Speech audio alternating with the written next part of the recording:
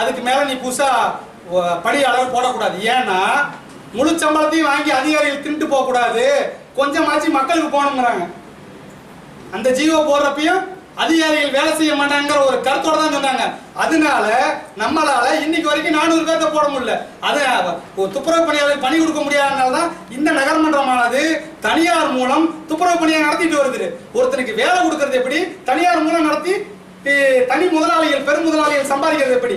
ஆக மொத்தம் கரூர் நகராட்சியின் வருமானத்தை பெருக்கினால் ஒழிய எந்த விதமான மக்கள் நல பணிகளும் செய்ய முடியாது. இந்த தடவை மக்கள் நலப்பணி செஞ்சதுக்கு ஒரே காரணம் தமிழக அரசு புரட்சி தலைவி அம்மா அவர்கள் தாயுள்ளத்தோடு நமது கரூர் நகராட்சிக்கு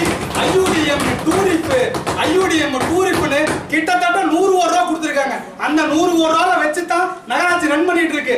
நீங்க இருந்து கொண்டே செய்யும் தவறுகளுக்கு ஏன் இந்த மன்றம் உடனே போகணும்? அந்த மன வெறுப்பின் காரணமாகத்தான் புரட்சி தலைவி அம்மாவின் மீது ஆணையின் பேரில் அம்மாவுக்கு போட்ட எல்லாரும் கொடுத்த நம்பிக்கையின் பேரில் இந்த மன்றமும் தலைவி அம்மாவின் ஆணைக்கிணங்க இந்த தீர்மானங்களை இந்த சபையின் தீர்மானங்களை நிறைவேற்றி தருமாறு இருபால் உறுப்பினர்களையும் கேட்டுக்கொள்கிறேன். வாய்ப்பளித்து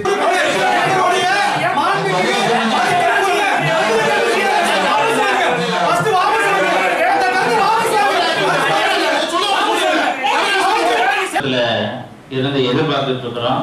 தீர்ப்பு விரைவில் வந்துடும் பார்க்கிறோம். இன்னொன்று, இந்த கோரிக்கை ஏற்கலாமா வேணாமா என்பதற்கு நாயராக நீங்களே தெளிவாக கொடுத்துருக்கீங்க. இந்த கேஸை பற்றி முழுமையாகவும் உங்களுக்கே தெரியும். எல்லாம் எங்க ஸ்டாஃப் அட்டன் பண்ணிட்டாங்க. மீண்டும் இதை இப்போ கொண்டுட்டு வந்துட்டு இருக்கீங்க. இது எங்களுடைய உயர் அதிகாரி